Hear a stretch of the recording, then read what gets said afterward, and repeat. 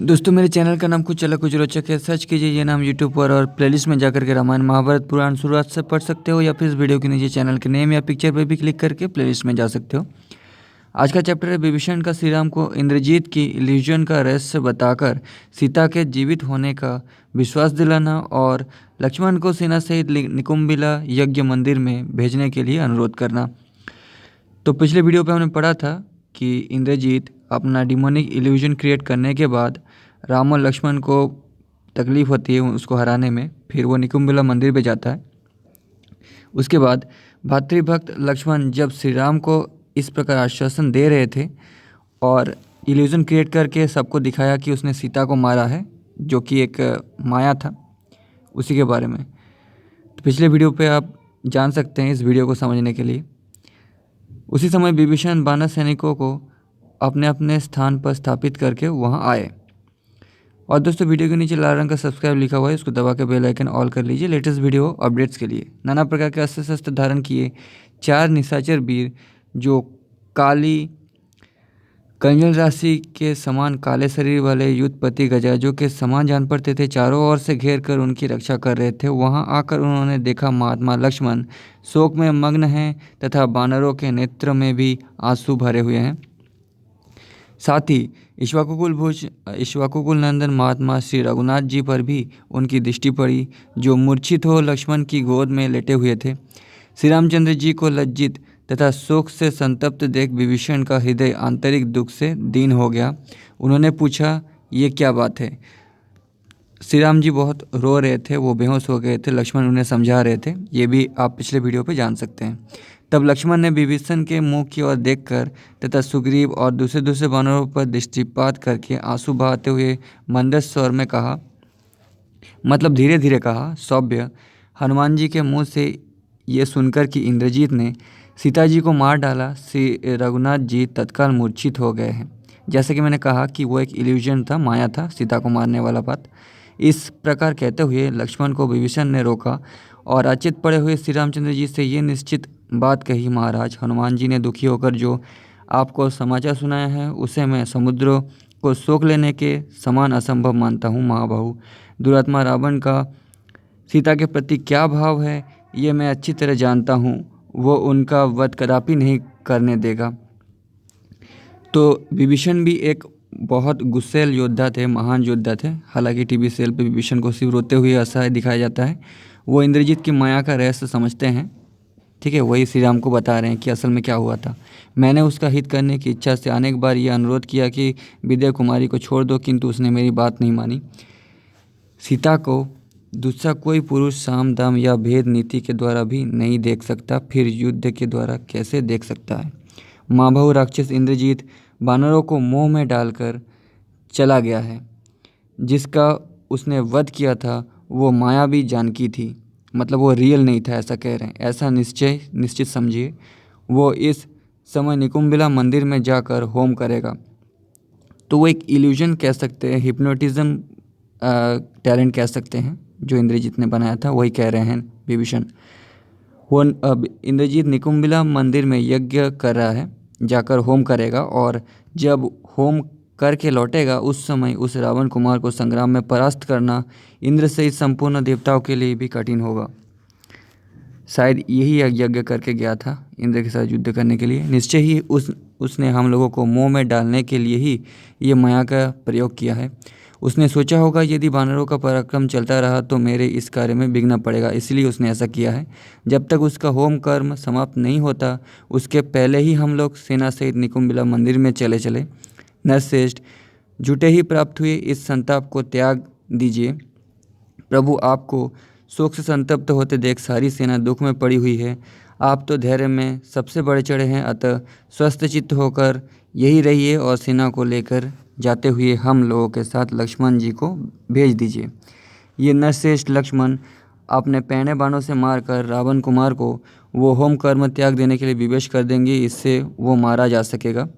लक्ष्मण के ये पैने बाण जो पक्षियों के अंगभूत परों से युक्त होने के कारण बड़े वेगशाली है, कंक आदि क्रूर पक्षियों के समान इंद्रजीत के रक्त का पान करेंगे। ये विभीषण कह रहे हैं श्री राम को। अतः महाबाहु, जैसे वज्रधर इंद्र दैत्य के वध के लिए वज्र का प्रयोग करते हैं, उसी प्रकार आप उस राक्षस के विनाश के लिए शुभ लक्षण संपन्न लक्ष्मण को जाने की आज्ञा दीजिए। नरेश सर, शत्रु का विनाश करने में अब यह कालक्षेप करना उचित नहीं है, इसलिए आप शत्रुवध के लिए उसी तरह लक्ष्मण को भेजिए जैसे देवद्रोही दैत्यों के विनाश के लिए देवराज इंद्र वज्र का प्रयोग करते हैं। वो राक्षस शिरोमणि इंद्रजीत जब अपना अनुष्ठान पूरा कर लेगा तब सम्रांगण में देवता और असुर भी उसे देख नहीं सकेंगे। अपना कर्म पूरा करके जब वो युद्ध की इच्छा से रणभूमि में खड़ा होगा तब वो अजय हो जाएगा। कहने का मतलब ये है, उस समय देवताओं को भी अपने जीवन की रक्षा के विषय में महान संदेह होने लगेगा। नेक्स्ट चैप्टर, विभीषण के अनुरोध से श्री रामचंद्र जी का लक्ष्मण को इंद्रजीत के वध के लिए जाने की आज्ञा देना और सेना सहित लक्ष्मण का निकुंभिला मंदिर के पास पहुंचना। भगवान श्री राम शोक से पीड़ित थे, अतः राक्षस विभीषण ने जो कुछ कहा उनकी उस बात को सुनकर भी वे उसे स्पष्ट रूप से समझ ना सके, उस पर पूरा ध्यान न दे सके, क्योंकि श्री राम तो रो रहे थे सीता की याद में, तो विभीषण के बातों को ध्यान से नहीं सुने। तदनंतर शत्रु नगरी पर विजय पाने वाले श्री राम धैर्य धारण करके हनुमान जी के समीप बैठे हुए विभीषण से बोले, राक्षस राज विभीषण, तुमने अभी अभी जो बात कही है उसे मैं फिर सुनना चाहता हूँ, बोलो तुम क्या कहना चाहते हो। श्री रघुनाथ जी की ये बात सुनकर बातचीत में कुशल विभीषण ने वो जो बात कही थी उसे फिर से कहा, महाबाहु, आपने जो सेनाओं को यथास्थान स्थापित करने की आज्ञा दी थी वीर, वो काम तो मैंने आपकी आज्ञा से ही पूरा कर दिया। उन सब सेनाओं को विभक्त करके सब ओर से दरवाजे पर स्थापित किया और यथोचित रीति से वहाँ अलग अलग युद्धपतियों को भी नियुक्त कर दिया है। महाराज, आप पुनः मुझे जो बात आपकी सेवा में निवेदन करनी है उसे भी सुन लीजिए। बिना किसी कारण के आपके संतप्त होने से हम लोगों के हृदय में भी बड़ा संताप हो रहा है। राजन, मिथ्या प्राप्त हुए इस शोक और संताप को त्याग दीजिए, साथ ही इस चिंता को भी अपने मन से निकाल दीजिए, क्योंकि यह शत्रुओं का हर्ष बढ़ाने वाली है। वीर, यदि आप सीता को पाना और निशाचर का वध करना चाहते हैं तो उद्योग कीजिए, हर्ष और उत्साह का सहारा लीजिए। रघुनंदन, मैं एक आवश्यक बात बताता हूँ, मेरी इस हितकर बात को सुनिए। रावण कुमार इंद्रजीत निकुंभिला यज्ञ कर रहा है, निकुंभिला मंदिर की ओर गया है, अतः ये सुमित्र कुमार लक्ष्मण विशाल सेना साथ लेकर अभी उस पर आक्रमण करे। युद्ध में उस रावण पुत्र का वध करने के लिए उस पर चढ़ाई कर दे, यही अच्छा होगा। युद्ध विजयी महाधनुधर लक्ष्मण अपने मंडलाकार धनुष द्वारा छोड़े गए विषधर सर्पों के तुल्य भयानक बाणों से रावण पुत्र का वध करने में समर्थ है। उस वीर ने तपस्या करके ब्रह्मा जी के वरदान से ब्रह्मशीर नामक अस्त्र और मनचाही गति से चलने वाले घोड़े प्राप्त किए हैं, जो ब्रह्मास्त्र से भी कई गुना शक्तिशाली है, जो मैंने महाभारत की बुक में पढ़ा था।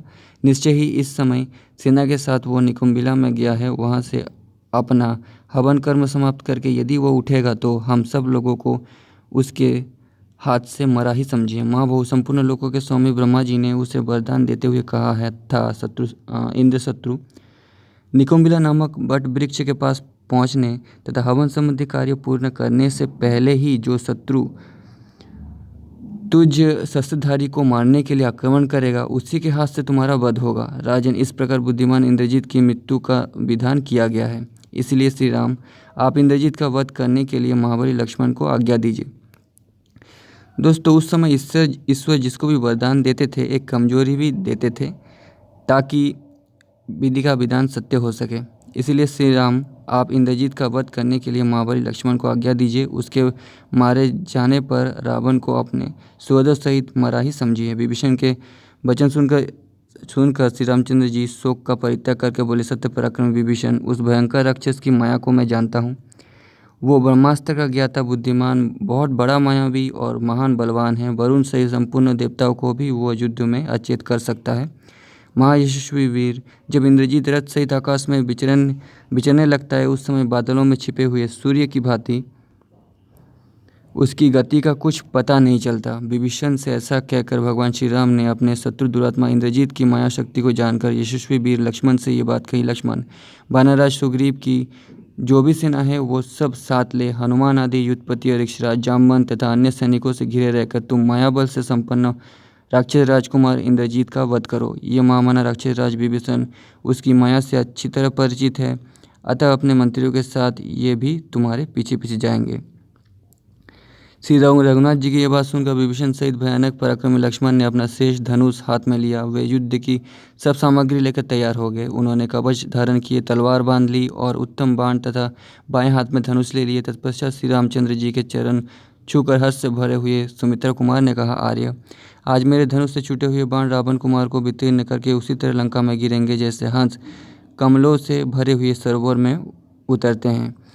इस विशाल धनुष से छूटे हुए मेरे बाण आज ही उस भयंकर राक्षस के शरीर को वितीर्ण करके उसे काल के गाल में डाल देंगे। इंद्रजीत के वध की अभिलाषा रखने वाले तेजस्वी लक्ष्मण अपने भाई के सामने ऐसी बात कहकर तुरंत वहां से चल दिए।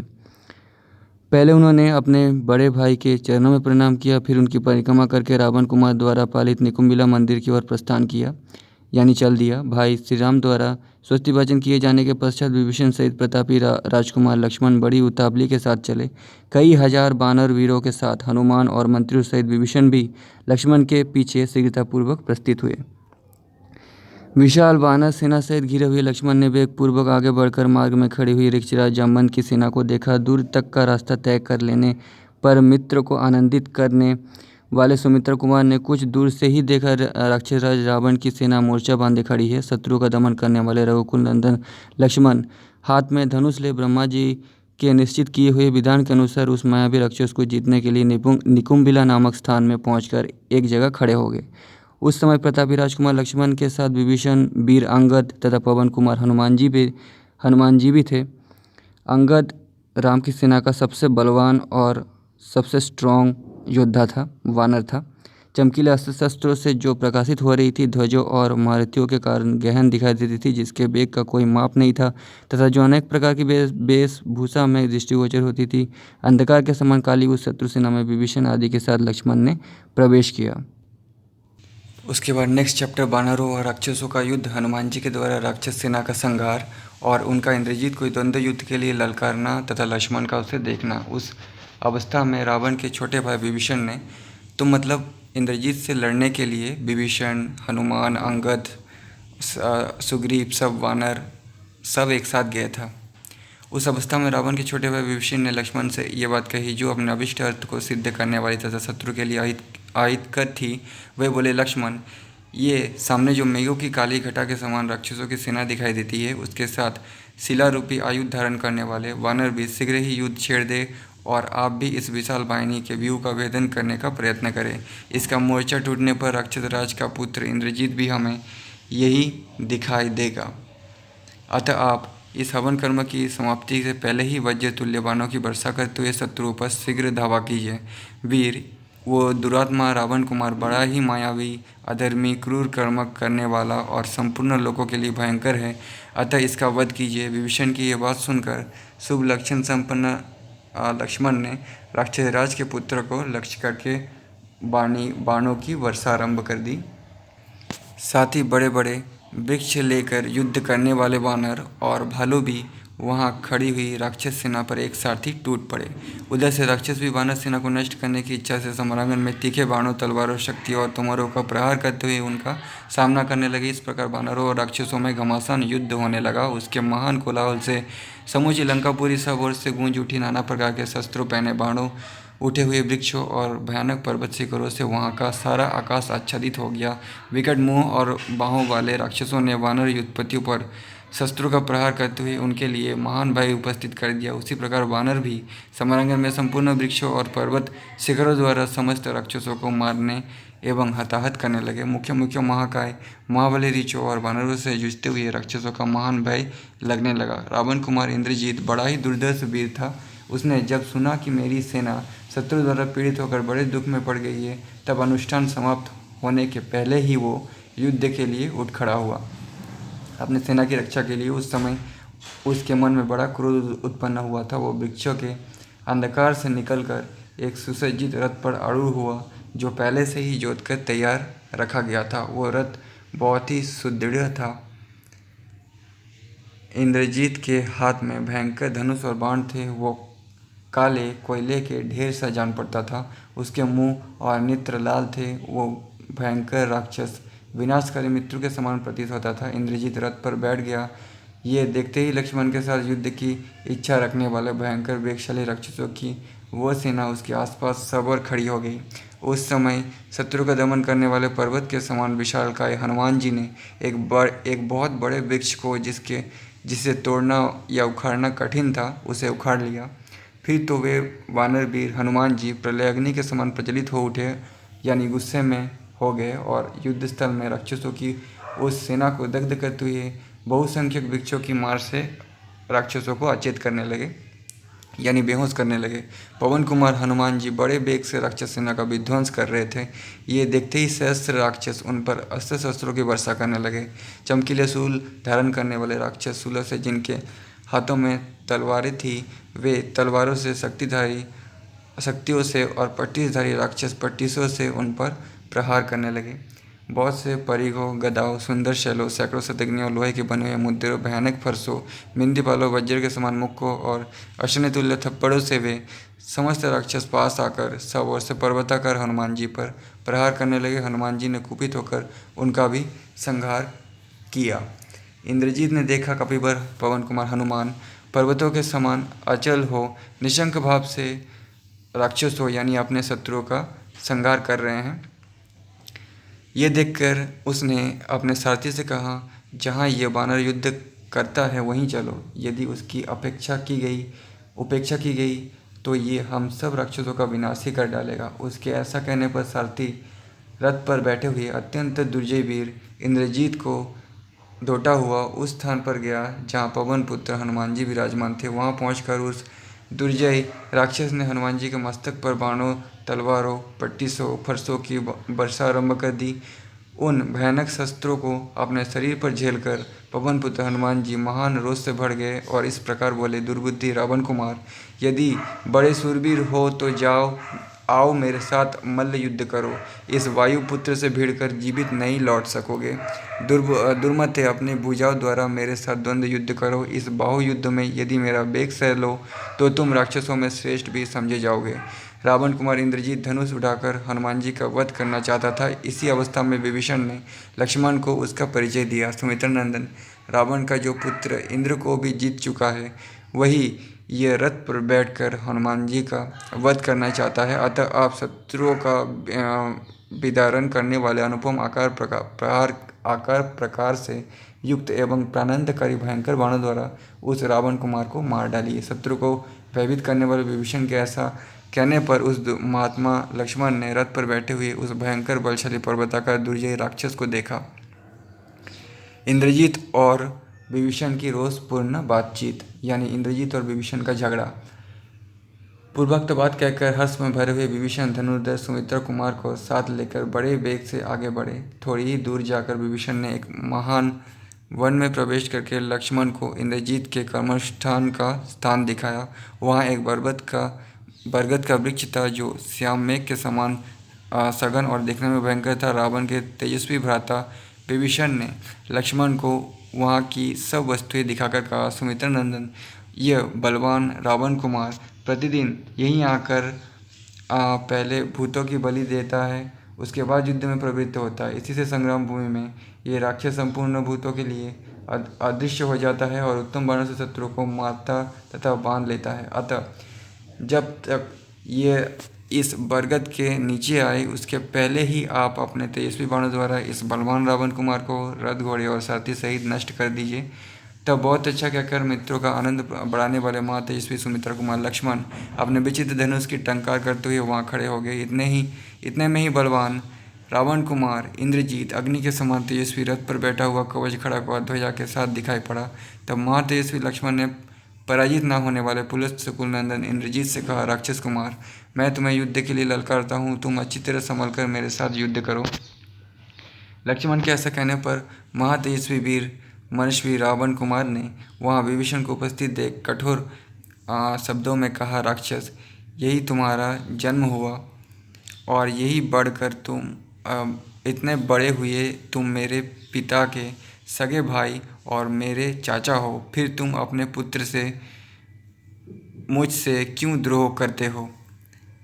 ये शायद इंद्रजीत विभीषण को कह रहे हैं क्योंकि विभीषण इंद्रजीत के चाचा हैं। दुर्मते, तुमने ना तो कुटुंबीजनों के प्रति अपनापन का प्रदर्शन किया है अपनापन का भाव है, ना आत्मीजनों के प्रति स्नेह है और ना अपनी जाति का अभिमान ही है। तुम में कर्तव्य अकर्तव्य की मर्यादा, भातृ प्रेम और धर्म कुछ भी नहीं है। तुम राक्षस धर्म को कलंकित करने वाले हो, दुर्बुद्धे। तुमने सज्जनों का परित्याग करके दूसरों की गुलामी स्वीकार की है, अतः तुम सत्पुरुषों द्वारा निंदनीय और शोक के योग्य हो। नीच निशाचर, तुम अपनी शिथिल बुद्धि के द्वारा इस महान अंतर को नहीं समझ पा रहे हो कि कहाँ तो सज्जनों के साथ रहकर सज्जनता का आनंद लेना और कहाँ दूसरे की गुलामी करके जीना है। दूसरे लोग कितने ही गुणवान क्यों ना हो और सज्जन गुणहीन ही क्यों ना हो, वो गुणहीन सज्जन भी दूसरों की अपेक्षा श्रेष्ठ ही है, क्योंकि दूसरा दूसरा ही होता है। वो कभी अपना नहीं हो सकता। जो अपने पक्ष को छोड़कर दूसरे पक्ष के लोगों का सेवन करता है, वो अपने पक्षों के नष्ट हो जाने पर फिर उन्हीं के द्वारा मार डाला जाता है। रावण के छोटे भाई निशाचर, तुमने लक्ष्मण को इस स्थान तक ले आकर मेरा वध कराने के लिए प्रयत्न करके ये जैसी निर्दयता दिखाई है, ऐसे पुरुषार्थ तुम्हारे जैसा सज्जन ही कर सकता है। तुम्हारे सिवा दूसरे किसी सज्जन के लिए ऐसा करना संभव नहीं है। अपने भतीजे के ऐसा कहने पर विभीषण ने उत्तर दिया, राक्षस, तू आज ऐसी सेकी क्यों बदाड़ता है? जान पड़ता है तुझे मेरे स्वभाव का पता ही नहीं है। अधम राक्षस कुमार, बड़ों के बड़प्पन का ख्याल करके तू इस कठोरता का परित्याग कर दे। यद्यपि मेरा जन्म कुरुकर्म राक्षसों के कुल में ही हुआ है, तथापि मेरा शील स्वभाव राक्षसों का सा नहीं है। सत्पुरुषों का जो प्रधान गुण सत्व है, मैंने उसी का आश्रय ले रखा है। क्रूरतापूर्ण कर्म में मेरा मन नहीं लगता, अधर्म में मेरी रुचि नहीं होती। यदि अपने भाई का शील स्वभाव अपने से ना मिलता हो तो भी बड़ा भाई छोटे भाई को कैसे घर से निकाल सकता है? परंतु मुझे घर से निकाल दिया गया, फिर मैं दूसरे सत्पुरुषों का आश्रय क्यों ना लूँ? लेकिन रावण ने निकाला नहीं था, ठीक है। मैंने पढ़ा है, पिछले वीडियो पे आप देख सकते हैं। जिनका शील स्वभाव धर्म से भ्रष्ट हो गया हो, जिसने पाप करने का दृढ़ निश्चय कर लिया हो, ऐसे पुरुष का त्याग करके प्रत्येक प्राणी उसी प्रकार सुखी होता है जैसे हाथ पर बैठे हुए जहरीले सर्प को त्याग देने से मनुष्य निर्भय हो जाता है। जो दूसरों का धन लूटता हो और पराई स्त्री पर हाथ लगाता हो, उस दुरात्मा को जलते हुए घर की भांति त्याग देने योग्य बताया गया है। पराये धन का अपहरण, पर स्त्री के साथ संसर्ग और अपने हितैषी सुहृदों पर अधिक शंका, अविश्वास, ये 3 दोष विनाशकारी बताए गए हैं। महर्षियों का भयंकर वध, संपूर्ण देवताओं के साथ विरोध, अभिमान, रोष, बैर और धर्म के प्रतिकूल चलना, ये दोष मेरे भाई में मौजूद है, जो उसके प्राण और ऐश्वर्य दोनों का नाश करने वाली है। जैसे बादल पर्वत को आच्छादित कर देते हैं, उसी प्रकार इन दोषों ने मेरे भाई के सारे गुणों को ढक दिया है। इन्हीं दोषों के कारण मैंने अपने भाई एवं तेरे पिता का त्याग किया है। अब ना तो ये लंकापुरी रहेगी, ना तू रहेगा और ना तेरे पिता ही रह जाएंगे। राक्षस, तू अत्यंत अभिमानी, उदंड और बालक मूर्ख है। काल के पास में बंधा हुआ है, इसलिए तेरी जो इच्छा हो मुझे कह ले। नीच राक्षस, तूने मुझसे जो कठोर बात कही है, उसी का ये फल है कि आज तुझ पर यहाँ घोर संकट आया है। अब तू बरगद के नीचे तक नहीं जा सकता। कुकुत्स कुलभूषण लक्ष्मण का तिरस्कार करके तू जीवित नहीं रह सकता। अतः इन नरदेव लक्ष्मण के साथ रणभूमि में युद्ध कर, यहाँ मारा जाकर तू यमलोक में पहुँचेगा और देवताओं का कार्य करेगा, उन्हें संतुष्ट करेगा। अब तू अपना बढ़ा हुआ सारा बल दिखा, समस्त आयुधों और सहायकों को व्यर्थ कर ले, परंतु लक्ष्मण के बाणों का निशाना बनकर आज तू सेना से जीवित नहीं लौट सकता। नेक्स्ट चैप्टर, लक्ष्मण और इंद्रजीत की रोज़ भरी बातें और युद्ध। ये चैप्टर हम लोग अगले वीडियो पे पढ़ेंगे।